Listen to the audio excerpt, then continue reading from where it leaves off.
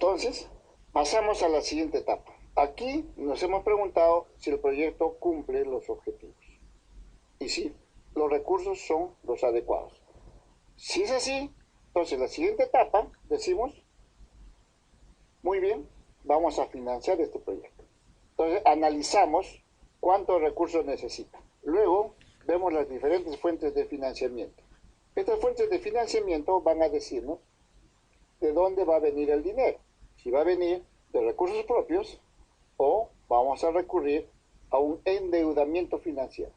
Con este dinero nos va a permitir obtener los recursos. ¿Y estos recursos qué nos van a hacer? Nos van a garantizar la ejecución del proyecto. Entonces, la ejecución del proyecto significa que vamos ya a pasar a la etapa de construcción. Y construir el proyecto significa hacer la infraestructura necesaria, significa traer las máquinas y los equipos, instalarlos y hacer todo lo necesario para tener listo la etapa de producción. Entonces, ¿cuáles son las fuentes de financiación? Pueden ser recursos propios, pueden ser recursos cargados al presupuesto general de la nación, flujo de caja, crédito interno y externo, o recursos con financiación no reembolsable, ¿no? En fin, son diversas formas de financiar. Pero en la empresa privada solamente hay dos formas. O es dinero de los accionistas o es dinero que los accionistas van a pedir a los entes financieros para invertirlo en la ejecución del proyecto. Fase de verificación de la sostenibilidad del proyecto. Se debe prever cuáles son las dificultades o limitaciones que se pueden presentar para el normal desarrollo del proyecto, tanto para el periodo de inversión como para el de operación del proyecto. Si bien es cierto en la etapa de la factibilidad, ya hemos definido claramente cuánto de dinero vamos a necesitar para la etapa de construcción del proyecto y luego para la etapa de producción, pero a veces hay siempre imponderables que se presentan. Hay etapas no previstas en la ejecución del proyecto. Hay situaciones no deseadas que se pueden presentar. Por ejemplo, tormentas, por ejemplo, que los barcos que traen las máquinas sufran algún inconveniente en el mar o en el puerto de embarque, de desembarque, en fin. Entonces, se debe prever todas las dificultades o limitaciones que se pueden presentar para el normal desarrollo del proyecto. Entonces, eso es la verificación de la sostenibilidad. Lo ideal es que no se presente ningún inconveniente, pero hay que ser realistas. No existe el escenario ideal. Entonces, siempre hay que prever un colchón financiero para recurrir a esto en el momento que sea necesario. Si no es necesario, perfecto, hay que hacer colchón.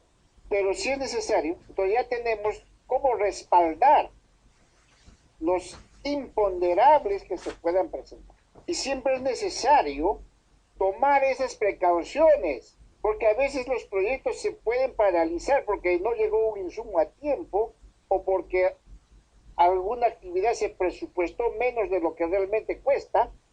Entonces, hasta pedir autorización a la jerarquía superior o hasta reunir el fondo económico que no se previó, se pierde tiempo. Entonces, esta es la etapa de la verificación de la sostenibilidad del proyecto. Y esto debe permanecer tanto para la etapa de inversión como la de la operación del proyecto.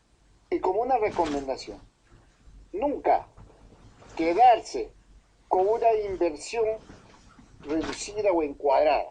Siempre hay que darse un margen adicional, porque no podemos trabajar exactamente al presupuesto deseado. Siempre debe haber un colchón que permita mejor maniobra. Fase de verificación de la sostenibilidad del proyecto. Se deben contemplar aspectos tales como factores externos que retrasan la inversión. Factores externos, o sea, factores que uno no puede controlar, pero hay que prevenir. Un conflicto social, problemas de la naturaleza, un huaico que interrumpe una carretera, en fin. Disponibilidad de recursos para la inversión y operación del proyecto. Entonces, que esté realmente el recurso económico disponible. No hace que están ejecutando ya una actividad y el dinero no exista. Que ya va a llegar, que ya lo están tramitando, que ya está el giro en el banco y tal. Total. Hasta que esperemos. Se genera deuda. Porque hay máquinas que trabajan con stand-by. Hay personas que cobran porque ya no es la culpa de ellos no hacer nada. Entonces hay que prever cosas. Y las fuentes de financiación, ¿de dónde van a venir? ¿Quién va a proveer el dinero? Y la capacidad institucional, es decir, las jerarquías, los mandos, que esté bien claro, bien definido. ¿Quién van a tomar las decisiones y en qué momento? Y quiénes van a ejecutar y quiénes van a obedecer. Así, las cosas clarísimas. Acá que no hay que yo le obedezco a fulano porque es mi jefe y que el otro no tiene nada que ver aquí, que se vaya a la otra área. No, esas cosas desmoralizan el ánimo de la gente. Entonces debe ser clarísimo quién es en el mando y quién tiene injerencia en determinadas cosas y quién no. Así tiene que manejarse las cosas. No puede haber dos jefes para una sola actividad, porque hay contradicción en las órdenes y el subalterno no va a saber a quién obedecer. Luego se generan los conflictos. Costos y grados de certidumbre en la formulación del proyecto. Entonces, en la horizontal tenemos los tiempos, en la vertical tenemos los costos por unidad de tiempo. Cuando estamos en la etapa de la idea, entonces los costos por unidad de tiempo son menores, casi no se siente. Cuando estamos en la etapa del perfil, entonces ya va corriendo en el tiempo y ya va significando algo del costo. Cuando estamos en la etapa de la prefactibilidad, entonces los tiempos van corriendo y el costo por unidad también va elevándose. Cuando estamos en la etapa de la factibilidad, entonces ya corrió todo este tiempo necesario desde la idea hasta la concretización de la idea. Entonces ha tenido que pasar todas estas vallas de la idea, del perfil de la prefactibilidad hasta la factibilidad, y cuando se llega a este nivel, lógicamente ya se ha hecho una inversión. Hay un costo por unidad de tiempo que es mayor que corresponde con respecto a una idea o a un perfil, ¿no? Entonces está perfectamente definido. Para llegar a la factibilidad en el tiempo, pues se tiene que pasar por todas estas vallas, hasta lograr ya concretizar lo que fue inicialmente una idea. Ahora ya acá tenemos aterrizada toda la idea en un proyecto de factibilidad, ¿no? Donde ya se definió el costo, el mercado, la tecnología, las dimensiones, todo esto. ¿Okay? Con respecto a las etapas y el grado de incertidumbre. Cuando recién estamos en la etapa de la idea, pues todo es duda, 100% de incertidumbre. No sabemos realmente si esto va a funcionar o no. Tenemos un montón de dudas y de preguntas. Hasta a veces nos da insomnio, porque caramba, nos vamos a aventurar a un trabajo empresarial que va a significar de repente un cambio radical en la vida de las personas. Entonces, el nivel de incertidumbre es altísimo, 100%. Cuando ya vamos llegando al perfil, entonces va bajando el nivel de duda, ¿no? Hasta el 50%. ¿Por qué? Porque en el interín ya hemos averiguado, hemos preguntado a personas que conocen el tema, hemos leído literatura relacionada al tema, hemos visto ejemplos de otras empresas, de otras personas, en fin. Entonces acá en el nivel del perfil, el grado de duda ya bajó a la mitad. Conforme vamos llegando a la prefactibilidad, pues el grado de duda va bajando igual, al 20% acá. Y cuando estamos en la factibilidad, ya no debemos tener ninguna duda. Todo ya debe estar clarísimo. Todos ya debemos estar convencidos de lo que vamos a hacer. Y si alguien sigue dudando, pues entonces que se retire del equipo, porque no tiene las agallas para enfrentar los nuevos retos de la vida. Pautas para la identificación de proyectos. El objetivo esencial de todo proyecto es cambiar una situación actual por una situación deseada.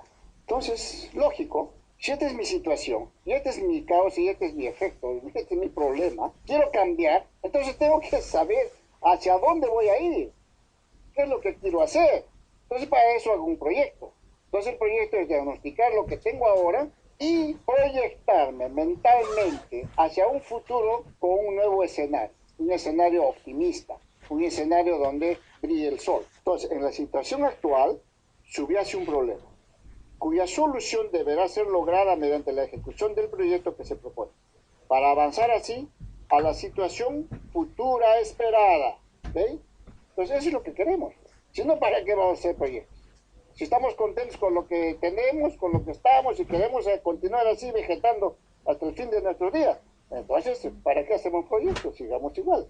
Pero si queremos cambiar, queremos modificar, queremos crecer, desarrollar, pues entonces bueno hacer un proyecto donde haces tu diagnóstico, analizas tu problema, te planteas alternativas, escoges la mejor alternativa y luego ves lo que puedes hacer. El sector minero es igual. Si no tenemos nada, pero tenemos una concesión, pues esa concesión hay que transformarla en algo que va a producir. Para transformarla en algo que va a producir hay que hacer un proyecto. O si tenemos ya un proyecto en marcha, o si tenemos ya una operación que está produciendo, pero vemos que es poca la capacidad instalada y queremos duplicarla o triplicarla, pues entonces tenemos que hacer un proyecto que nos permita ampliar esa producción. Pero para eso tenemos que examinar todos los componentes de ese negocio. Eso es así de simple. Si es una persona igualmente quiere mejorar, tiene que hacer su proyecto. Y eso es lo que los psicólogos llaman el proyecto de vida. Si tú ves que estás capacitado para ser ingeniero geólogo, pero que las empresas están pidiendo inglés más allá del fluido, pues entonces, ¿qué tienes que hacer? Este es tu problema, has diagnosticado tu problema, tienes tus causas y tus efectos, pues quieres mejorar, inviertes para cambiar la situación a un escenario mejor. Entonces todo eso viene con un proyecto. Entonces todo tiene que hacerse pensando, meditando, viendo la realidad de las cosas. O sea, aterrizar para no soñar. Entonces, para concebir adecuadamente el proyecto, es necesario como punto de partida desentrañar y definir con la mayor claridad posible el problema que debe ser resuelto. Entonces tienes que identificar tu problema. Y en base a eso, catalogas un proyecto. Y el proyecto avisoras mentalmente cómo va a ser tu escenario futuro. Por eso, las pautas para la identificación del proyecto. La connotación de un problema puede ser o es positiva, o sea, cuando aprovechas una oportunidad determinada. Negativa, un grupo social sufre de algo o recibe los efectos negativos de una situación. Entonces, mediante el proyecto, esta situación negativa tienes que transformarla a situación positiva. O un problema de carencia. Una comunidad tiene una demanda social insatisfecha, digamos un alto índice de mortalidad por problemas respiratorios. Entonces, ¿cuál sería el proyecto? ¿Pedirle a la naturaleza que no haga mucho frío? No, es imposible. ¿Pedirle a Dios que deje de llover? No puede. Tiene que ser realista las cosas. Pero ¿cuál sería el proyecto? Hacer una posta médica, o traer medicinas, o traer un enfermero, cosas que realmente pueden ser viables, factibles y que solucionen el problema. Entonces, cambiar el escenario, de un escenario negativo a un escenario positivo. Esa es la esencia del proyecto. Para eso tenemos un marco lógico para el diseño de los proyectos. Entonces, una herramienta de diagnóstico donde vamos a hacer el análisis de los involucrados, análisis de problemas, o sea, árbol del problema. Entonces se va haciendo una especie de árbol en el análisis de los problemas. Luego, herramientas de identificación, análisis de objetivos, o sea, el árbol de objetivos y análisis de alternativas. Y herramienta de preparación y evaluación, para eso tenemos la herramienta que se llama la matriz de marco lógico. Entonces vamos desarrollando una por una estos aspectos. Entonces, esquema gráfico, el cuadro de involucrados, el análisis de problemas, análisis de objetivos, las alternativas, y luego estas alternativas sopesar la segunda matriz de marco lógico. En el marco lógico, entonces tienes que ya plasmar en forma resumida la finalidad que vas a lograr con el proyecto. ¿Cuál va a ser el fin del proyecto? O sea, ¿cuál va a ser el escenario mejorado del proyecto? Luego, el propósito del proyecto. Es decir, ¿qué cosa te está motivando a ti generar ese proyecto para transformar la situación actual en una situación mejorada? Es decir, ¿cuál es tu problema? A eso se refiere con el propósito del proyecto. Si ahora tienes un problema, entonces acá en la finalidad tienes que mejorar el problema. Entonces, si acá dices problema o propósito, excesivo número de alumnos con bajo calificativo, entonces finalidad la finalidad del proyecto es mejorar los rendimientos. Componentes: alimentación, educación, docentes, en fin, actividades, todo lo que tienes que hacer para mejorar el proyecto.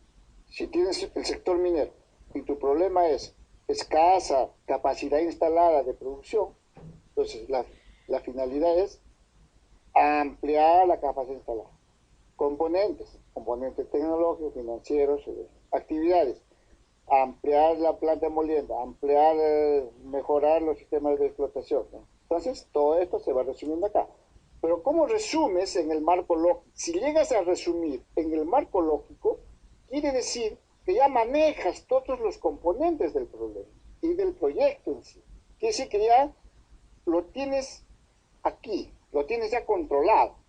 Entonces, por lo tanto, solo eres capaz de sintetizar toda la problemática en 4 columnas y 4 filas. Eso es, si conoces el tema, dominas el tema, entonces quiere decir que puedes simplificarlo en 4 palabras. Y esa es la evaluación final, la evaluación del marco lógico, porque eso es lo que ven. Los que evalúan el proyecto solamente leen el resumen ejecutivo y el marco lógico.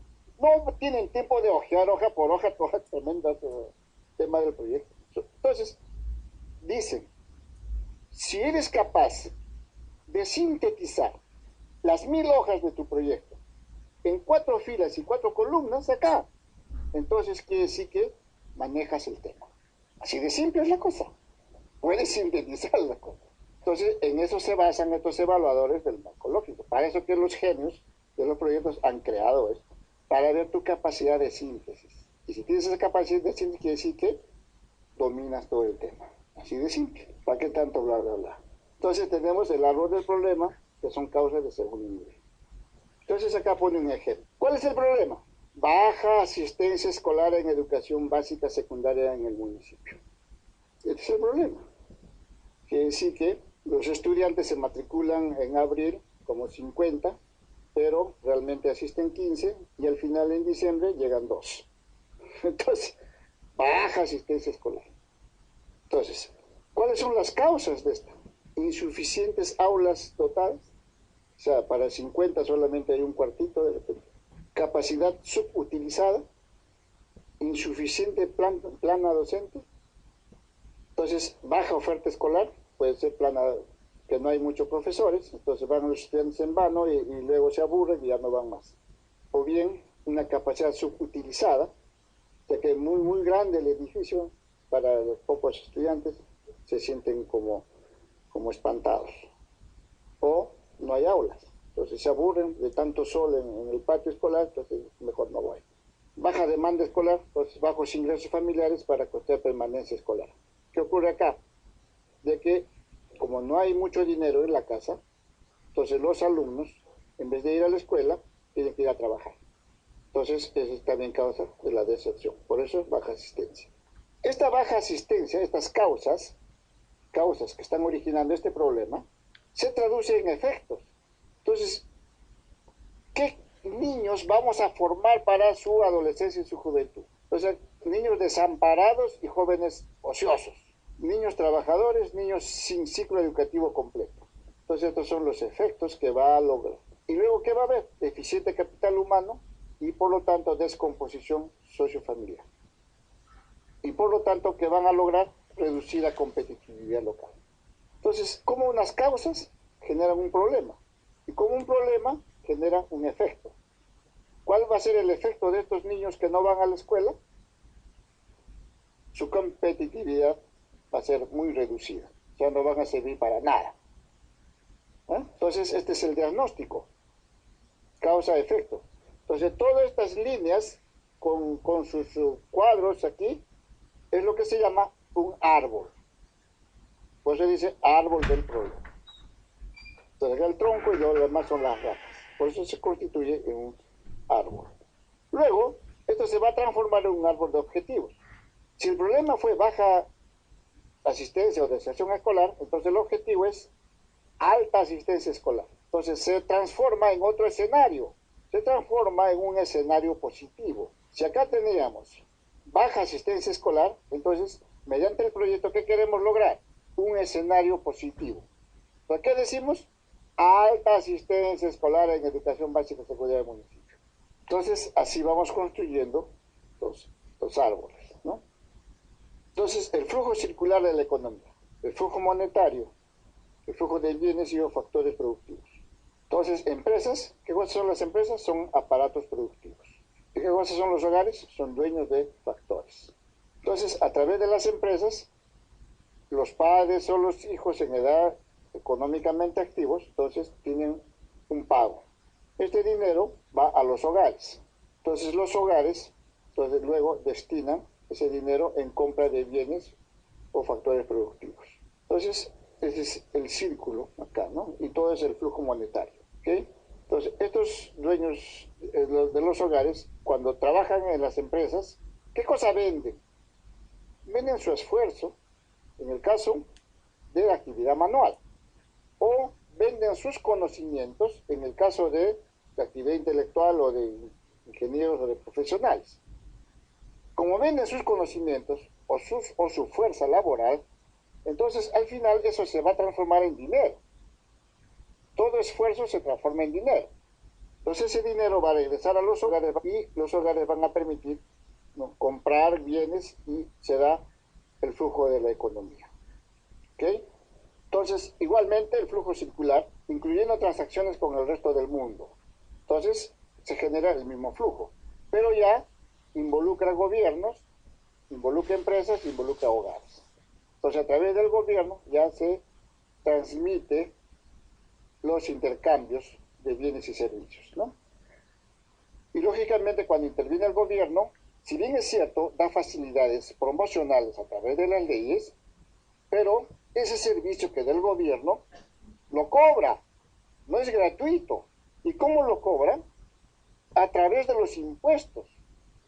Entonces, toda persona que trabaja y genera un bien, o su esfuerzo lo transforma en dinero, entonces va a significar que parte de ese dinero va a ir al gobierno como impuestos.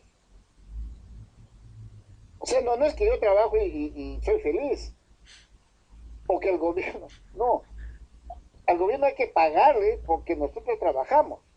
Y eso se traduce en los impuestos. Los impuestos que generan las empresas, impuestos que generan las personas o los hogares, ¿no? Entonces, en esta vida, nada es gratis.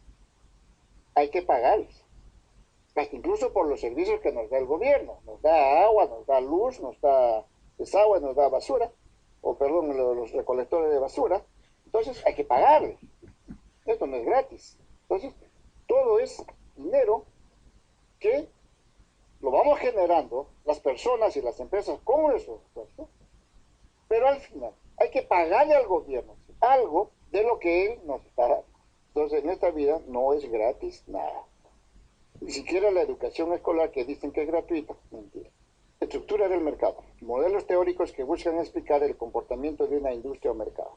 Tipo de industria pueden ser fragmentadas, entonces con competencia perfecta o competencia en monopolio. O concentradas, pueden ser monopolios, oligopolios. Entonces, cuando son fragmentadas, vamos a analizar una por una. Competencia perfecta. Un ejemplo en el sector agrícola, la industria lechera. El precio lo fija la oferta y la demanda. El precio es fijo, entonces la demanda es perfectamente elástica al precio. No hay diferenciación en las características del producto. Entonces, cuando la competencia es perfecta, es decir, concurren al mercado varias personas que ofrecen el mismo producto. En este caso, el precio lo fija la oferta y la demanda.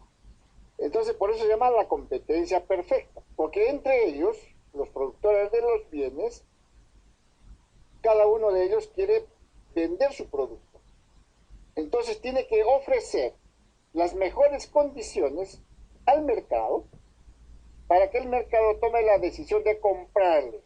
En ese caso se denomina la competencia perfecta. Entonces, no hay diferenciación en las características del producto. El producto tiene las mismas características. Lo único que varía son las condiciones. Puede ser precio, puede ser envase, puede ser presentación, puede ser, en fin. La cosa es que se diferencia el producto. Y la competencia perfecta, entonces, no existe movilidad perfecta de recursos dentro de la industria. No existen barreras a la entrada y salida de nuevas empresas a la industria. Los agentes económicos poseen información perfecta acerca de los atributos de los productos, incluyendo los precios. Entonces, todos conocen lo suyo, todos saben qué características tienen. Entonces, conocen los atributos del producto, conocen incluso a qué precio se va a colocar el producto. Entonces, como conocen todas las variables de su producto, entonces fácilmente pueden ir jugando con la demanda y la oferta. Entonces, en un escenario de elasticidad. Estructura de mercado, fijación del precio y nivel de producción en el mercado perfecto. Entonces, tenemos la gráfica en dos dimensiones. Q es la oferta y B es el precio. Entonces, se tiene que llegar a un punto de equilibrio entre la subida y la bajada de la demanda y la oferta del producto. Entonces tenemos un escenario donde se fija el precio y el nivel de producción en el mercado perfecto. Entonces hay un punto de equilibrio donde se trabaja exactamente para que la demanda sea acorde con el precio, en un mercado normal de oferta y demanda. En estas condiciones, entonces todo el productor coloca el 100% de su producto al precio adecuado. Entonces no hay ningún problema en este tipo de transacción.